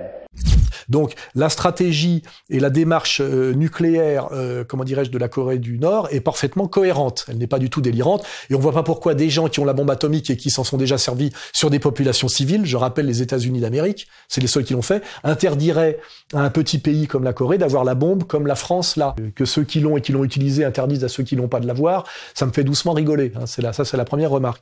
Donc comprendre qu'il est légitime pour la Corée du Nord d'avoir la bombe et qu'ils veulent, c'est une bombe pour se protéger, c'est pas une bombe à utiliser. 미국이 핵 위협과 공갈에 대처한 국제력인 우리 핵무기가 유럽을 겨냥할 수 있다는 것은 어느 도단이며 그 어떤 불순한 정치적 목적을 추구하는 것으로밖에 달리 볼 수 없습니다. 핵 시험 자체가 평화와 안전에 대한 위협으로 된다면 우리보다 10배 이상의 핵 시험을 진행한 프랑스의 행동은 무엇으로 정당화하겠습니까? On sait très bien ce que c'est que la stratégie de la dissuasion nucléaire, c'est qu'effectivement, quand on a la bombe atomique, on risque plus d'être sous la menace d'une attaque atomique, hein, voilà, et même sous la menace d'une attaque tout court d'ailleurs, et ça s'est démontré effectivement par la situation française depuis des années, aussi d'ailleurs par la situation indienne, pakistanaise, chinoise, russe, américaine, et donc nord-coréenne aussi. La Corée du Nord affirme ce matin dans une annonce à la télévision officielle avoir testé la bombe H. Avec succès, se réjouit la présentatrice. Une bombe H, c'est-à-dire une bombe à hydrogène thermonucléaire, comme celle-ci. C'est d'ailleurs la première fois que l'on voit le numéro 1 nord-coréen Kim Jong-un photographié à côté d'un engin métallique présenté comme une bombe H destinée à être installée sur un missile à longue portée. Cette bombe est beaucoup plus puissante qu'une bombe atomique ordinaire. D'ailleurs, ce matin, l'essai nucléaire a provoqué un séisme d'une magnitude de 6,3. Toutes les agences géologiques de la région l'ont enregistré.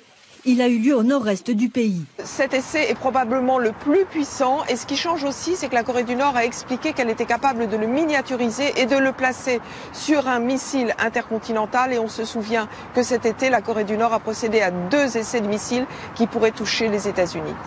Et ce qu'il faut bien comprendre, c'est que le régime nord-coréen, qui est représenté par le troisième Kim, mais qui est un pouvoir collégial d'un pays à la fois nationaliste et socialiste, c'est pas du tout une stratégie délirante. Ils savent très bien que dans ce nouveau contexte mondial, où on a les États-Unis qui menacent directement la Russie et la Chine, qui sont en fait partenaires, ils sont finalement protégés dans leur démarche nucléaire de manière discrète, même si ça se voit pas aux réunions de l'ONU et du Conseil de sécurité, parce que tout ça c'est des discussions de faux cul. Ils sont en réalité, les Nord-Coréens, couverts discrètement par la Russie et la Chine, qui ne fera rien contre eux. Et face à ça, finalement, donc à ces essais atomiques nord-coréens qui prouvent qu'ils ont été capables par eux-mêmes et par leur haut niveau de compétences scientifiques d'arriver à fabriquer la bombe, ce qui est très respectable.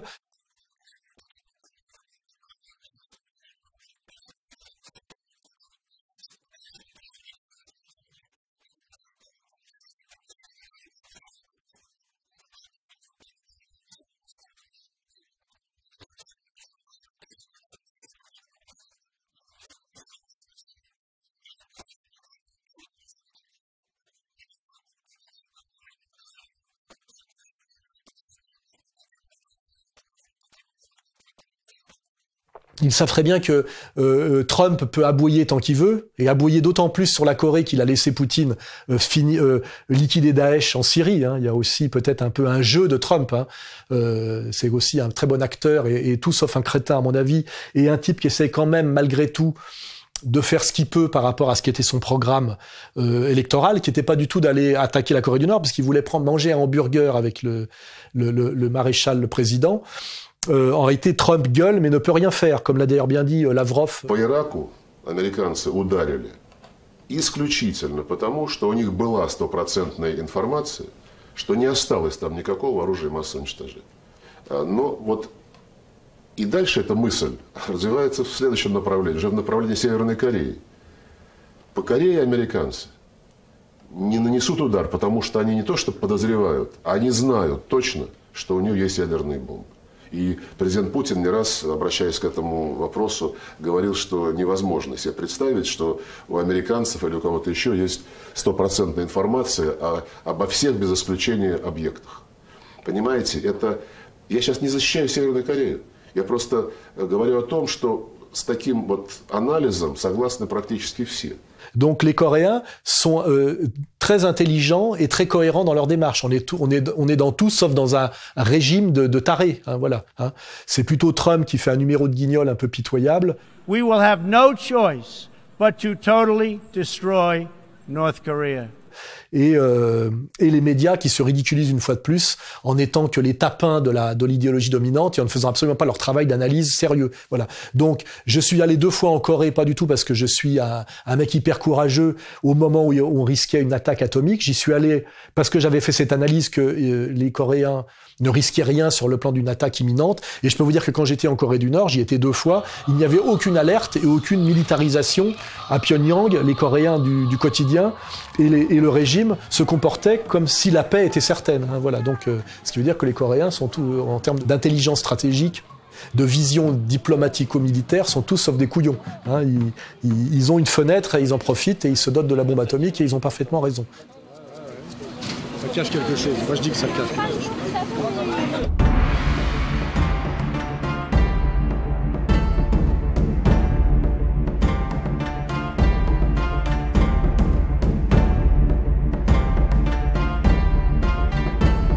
Si on veut creuser un peu plus loin, ce qui est en jeu derrière l'affaire nord-coréenne, c'est effectivement le rôle des Américains dans la mer de Chine et effectivement la question chinoise en réalité. Hein, c'est que les Américains sont, à travers la Corée du Nord, montrent un aveu d'impuissance en réalité face à la montée de la Chine.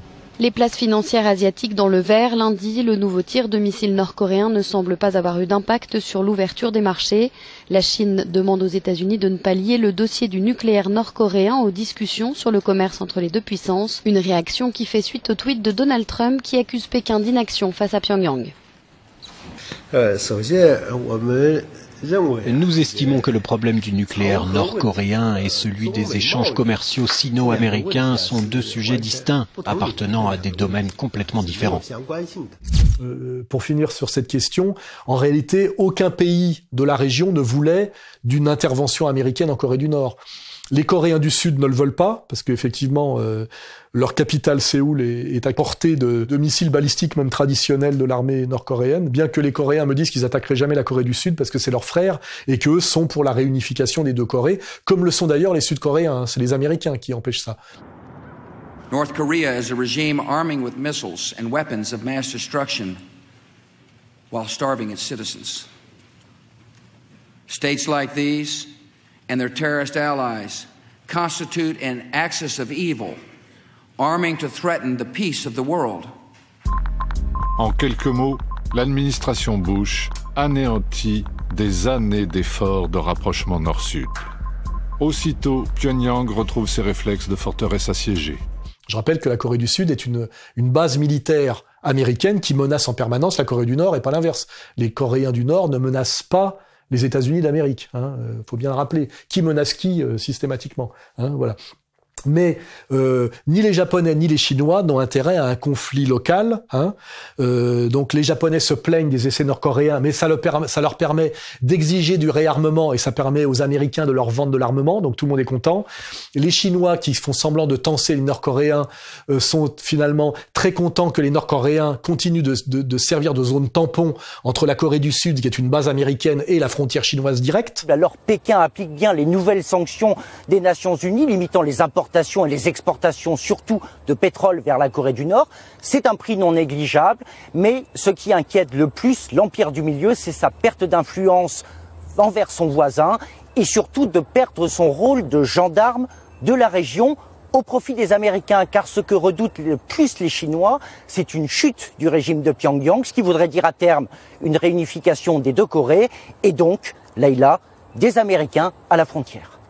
Donc en réalité, dans la région, tout le monde a intérêt à ce que la Corée du Nord perdure. Et pour qu'elle perdure, il faut qu'elle ait la bombe atomique. Hein, voilà. Hein, donc ni les Russes, ni les Chinois, ni les Coréens du Sud, ni les Japonais ne veulent en réalité qu'on touche à la Corée du Nord. Les Américains le savent et ne feront rien. Voilà. Hein.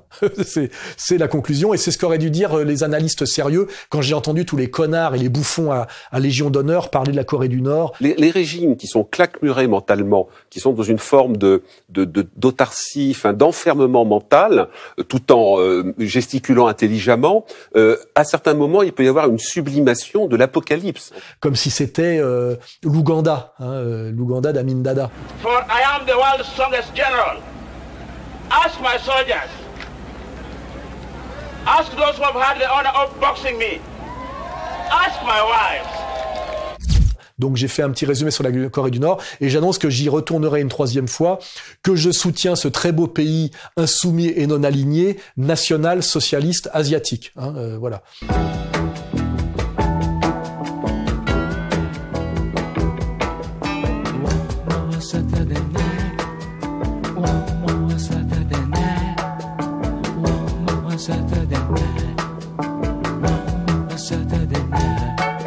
Alors pour essayer de produire une synthèse ultime et pour aussi continuer à vous faire partager ma réflexion qui évolue et qui progresse à mesure des événements, hein, puisque la catégorie sur laquelle on travaille, c'est l'histoire, qui est quelque chose en devenir, hein, une catégorie autoproduite en transformation permanente. Hein. On voit bien par l'élection de Macron et on voit bien par ce qui se passe en dehors de la France qu'il y a une marche vers ce qu'on appelle le gouvernement mondial, le nouvel ordre mondial que j'appelle l'empire. Et que cet empire, comme je l'ai dit, procède dans sa marche vers la domination par le chaos.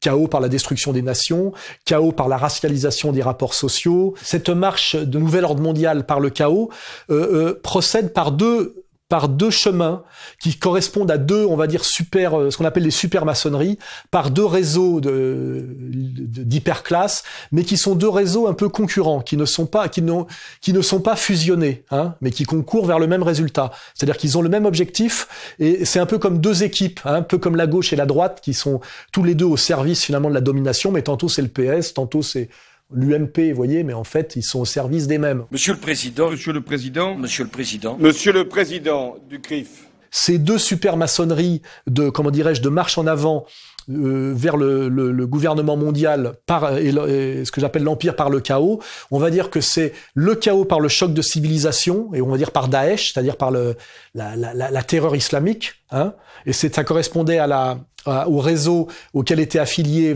Manuel Valls. Il y aura d'autres attaques, des attaques d'ampleur, c'est une certitude. Et qui était le réseau des attentats, qui sont des attentats accompagnés et provoqués. Hein. Ce que je pense, c'est que c'est pas un accident. C'est une organisation qui existe depuis très longtemps, qu'on a signalée et dont personne n'a tenu compte.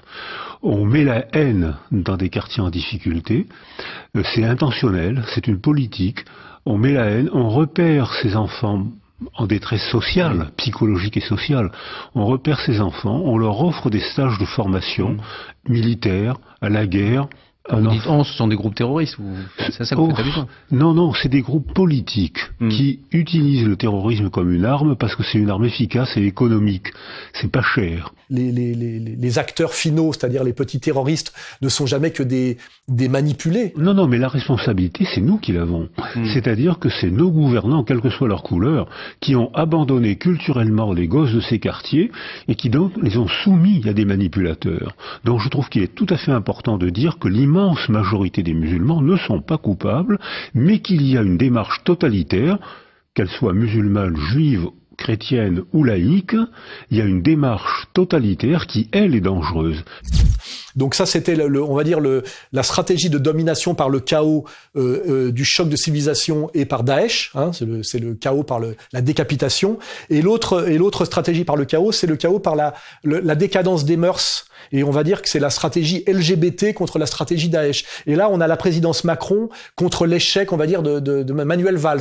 Partout en France, eh bien, des jeunes, lorsqu'ils révèlent à leurs parents qu'ils sont homosexuels, se retrouvent mis au banc de la famille, parfois brutalisés, se retrouvent brutalisés dans leur lieu de travail, dans la rue, parce qu'ils sont homosexuels. Ça, c'est une vraie cause. Et en ce moment, on est sur la domination en France par cette stratégie de la domination par le chaos LGBT. Et c'est la présidence Macron, hein, c'est-à-dire les fiottes. On avait surpris cette conversation entre l'écrivain Philippe Bézon et Emmanuel Macron.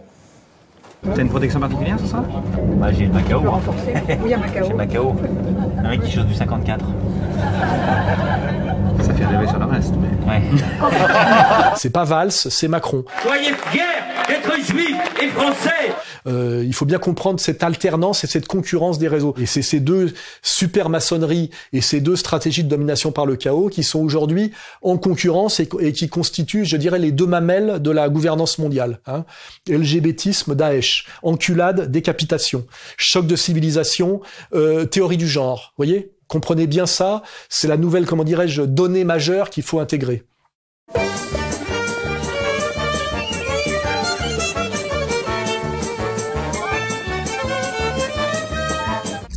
Prendre un enfant par la main pour l'emmener vers demain, pour lui donner la confiance en son pas. Ce remplacement des stratèges du chaos de choc de civilisation sur la ligne Valls est remplacé aujourd'hui plutôt par des gens qui essayent d'étouffer un peu et d'y aller un peu moins fort sur l'anti-islamisme en apparence, hein, mais qui mettent beaucoup l'accent sur la libération des mœurs. Et ça nous donne à un moment donné, par exemple, il y avait une émission sur le service public qui était censée critiquer les débuts du quinquennat Macron, et comme par hasard, on avait le dialogue très courtois d'un pédophile de gauche et d'un pédophile de droite, c'est-à-dire de Cohn-Bendit, qui, je le rappelle, est un anti-gaulliste pédophile. Vous savez, quand une petite fille de 5 ans et demi, commence à vous déshabiller, c'est fantastique.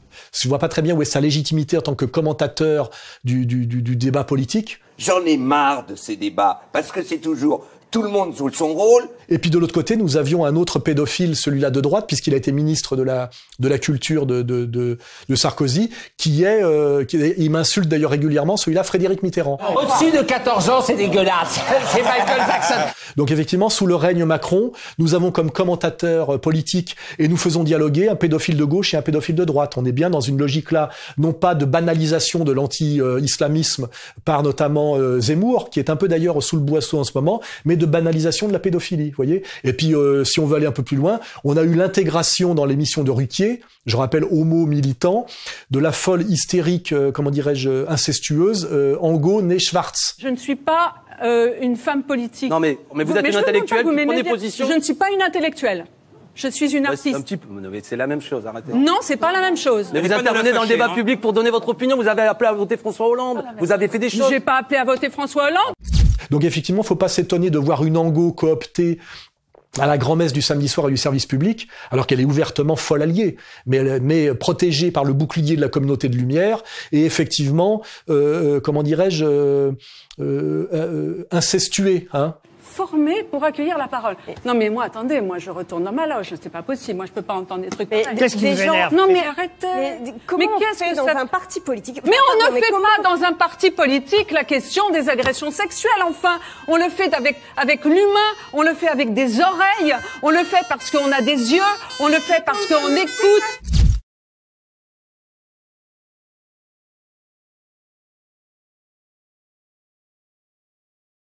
Oui, alors pour rappeler quand même ce qu'il en coûte de dire les vérités que je dis, c'est-à-dire de produire une vraie analyse au cordeau de la réalité de la domination, des rapports de force, des réseaux et de ce qui se passe réellement, c'est que en rentrant de Corée du Nord, immédiatement, les seuls comptes en banque qu'on avait, qui étaient à la banque postale, car nous avions déjà été refusés par toutes les autres banques, sans motivation en général, c'est pour clause éthique. Hein. On vient d'être chassé sans motif de la banque postale, c'est-à-dire qu'on nous empêche d'exister par la banque. Pour oublier que la banque, c'est le vrai pouvoir, c'est le vrai souverainisme, hein, de lutter contre la banque. Hein. Si je veux élargir, je fais un rapport entre, je dirais, la vérité et la mort. Vous voyez, ça serait un vrai titre de livre, la vérité et la mort. Hein. C'est que dans un règne inversé, c'est-à-dire où les menteurs sont au pouvoir et où on est dans le règne de l'inversion accusatoire totale, c'est-à-dire que des racistes... Nous sommes au-dessus de l'histoire, nous sommes le peuple dans les nuages.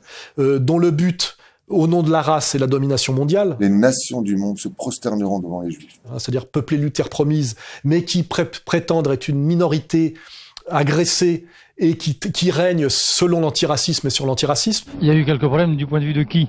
Donc dans un règne, on va dire, de vérité totalement inversée, le combat pour la vérité ne vous amène pas à la vie, c'est-à-dire au pouvoir et à la puissance et à l'autorité, mais à la mort. C'est-à-dire que ma marche vers la vérité est une marche vers la mort, bien évidemment. Et sur les étapes de cette mise à mort, il y a la mise à mort bancaire, c'est-à-dire la mise à mort économique, la mise à mort à la bourgeoise. N'oublions pas que le bourgeois tue d'abord par l'économique. C'est ce que je subis, moi, comme Dieudonné, depuis des années, à travers les redressements fiscaux, les condamnations à répétition, c'est-à-dire persécution fiscale, judiciaire, et en dernière instance, effectivement, physique. Mais on est bien dans cette logique-là. La vérité, aujourd'hui, c'est la mort. Et plus on se rapproche de la vérité, plus on se rapproche de la mort. Ce qui veut bien dire aujourd'hui que le pouvoir qui prétend être légitime, et donc être le pouvoir par la vérité, est un pouvoir totalement inversé en réalité. Alain Soral, c'est l'idéologue de l'extrême droite, c'est l'idéologue de la haine, c'est l'idéologue du racisme, de l'antisémitisme. Que dit Alain Soral de lui-même ? Il dit quoi ? Il dit « Je suis un monstre ». C'est vrai ? C'est un monstre. Alain Soral est un monstre. T'as compris ? Qu'est-ce qui se passe là ? J'aime pas vous voir là. Tu n'as rien à foutre ici, t'as compris ? Sinon ta caméra, je te le cas. C'est ça la conclusion ultime. La vérité, c'est la mort aujourd'hui. D'où, comment dirais-je, la terreur de certains personnages et leur lâcheté. C'est Alain Soral aussi que j'ai reçu à l'époque et qui maintenant il dit des choses que je peux pas cautionner en le recevant. Et quelques lignes plus loin, le mot Alain Soral est écrit parce qu'Alain Soral collaborait à la revue à l'époque. Alain Soral n'était pas l'antisémite qu'on connaît aujourd'hui. Dieudonné, un antisémite, un fasciste, un négationniste, un révisionniste, un ami de Forisson, etc. Enfin, il a rien pour lui. On devrait faire fonctionner les renseignements généraux et les services secrets, parce que je défends ces gens-là, pour savoir vraiment ce qu'il y a derrière Dieudonné. Alain Soral a attaqué de façon scandaleuse Aziza, avec des arguments purement antisémites. Donc, du coup, Aziza est devenue effectivement intouchable. Mais Maintenant, dès qu'on n'est pas d'accord avec Aziza, on est Alain Soral. Et donc, dès qu'on n'est pas d'accord, il vous traite de soralien de façon compulsive. Ouais, et moi, j'ai pas envie d'être assimilé à Alain Soral.